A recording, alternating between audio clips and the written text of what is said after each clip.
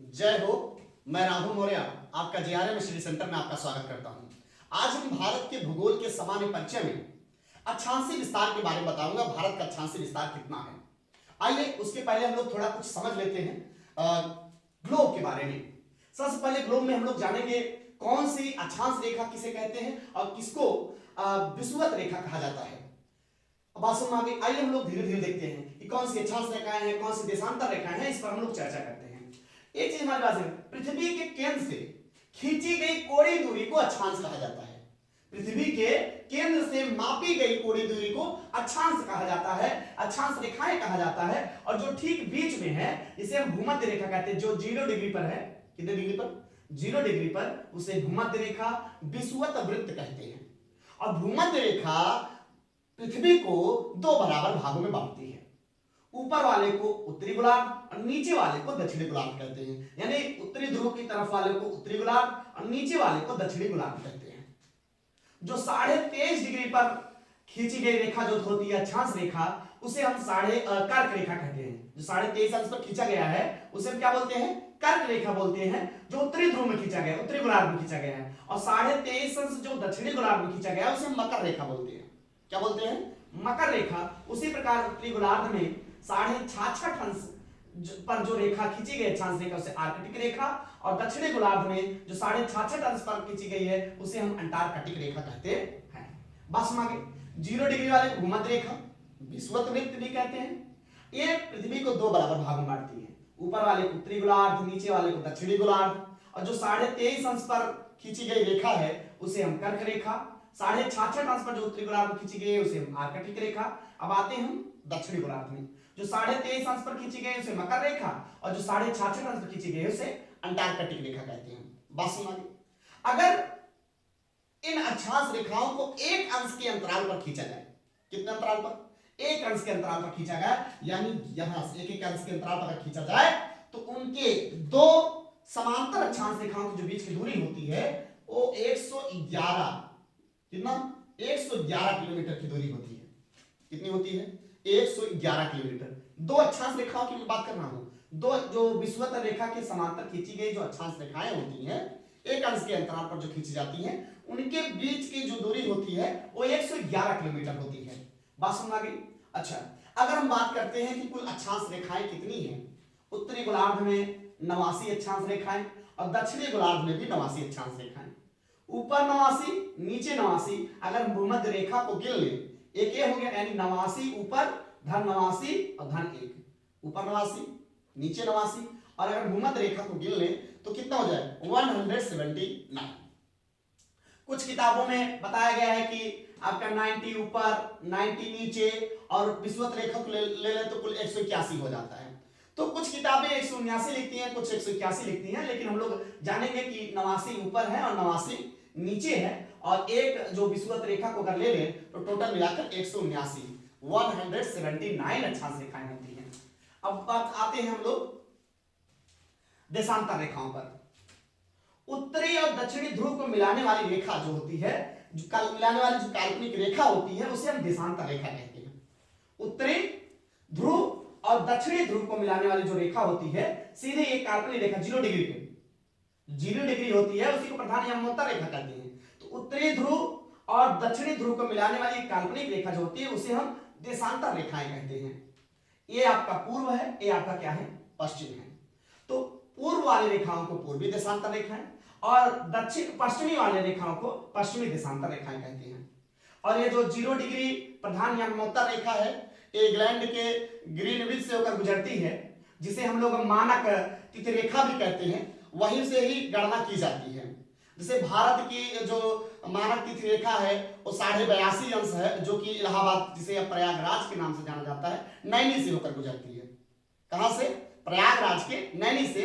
और भारत की जो प्रधान तिथि रेखा का जो डिग्री है वो कितना है? 82.5 अंश। कितना है? 82.5 अंश, अर्थात 82 सही 1/2 अंश।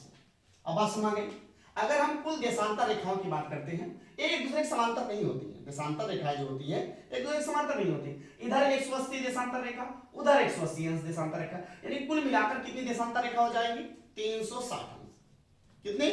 360 अंश देशांतर रेखाएं हो जाएगी। अब आते हैं हम भारत के अक्षांशीय विस्तार। अच्छा एक बात हमारी बात सुनिएगा, ये अगर हम बात करते हैं बीच में क्या था, आपका भूमध्य रेखा थी, विषुवत रेखा था। विषुवत रेखा के पास जो देशांतर रेखाएं होती हैं, इनके बीच की दूरी सबसे ज्यादा होती है, और इनके बीच की जो दूरी होती है 111.33 किलोमीटर होती है।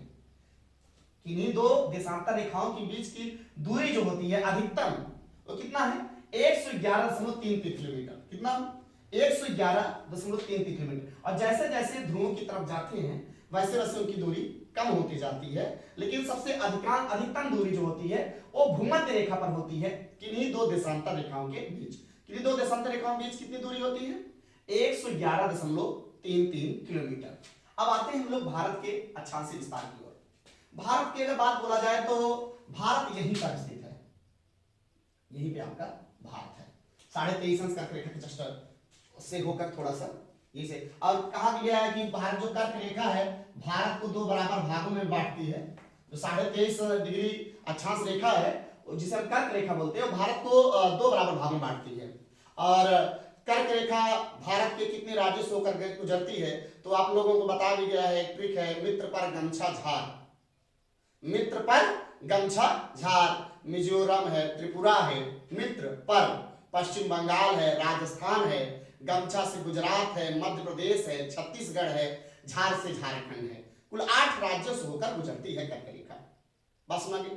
ट्रिक है मित्र पर गमछा झार, यानी मिजोरम, त्रिपुरा पर पश्चिम बंगाल, राजस्थान, मित्र पर गमछा, ग से गुजरात, म से मध्य प्रदेश, छ से छत्तीसगढ़ और झार से झारखंड। कुल 8 राज्यों से होकर गुजरती है।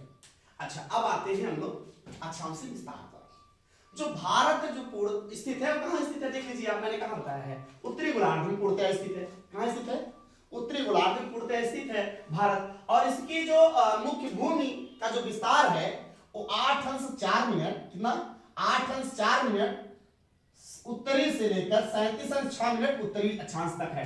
कितना कितना?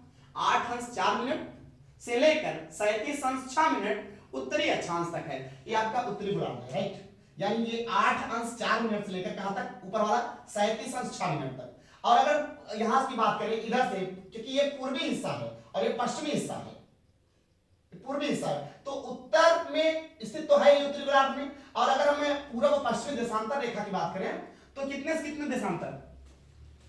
68 अंश 7 मिनट पूर्वी देशांतर से, कितना?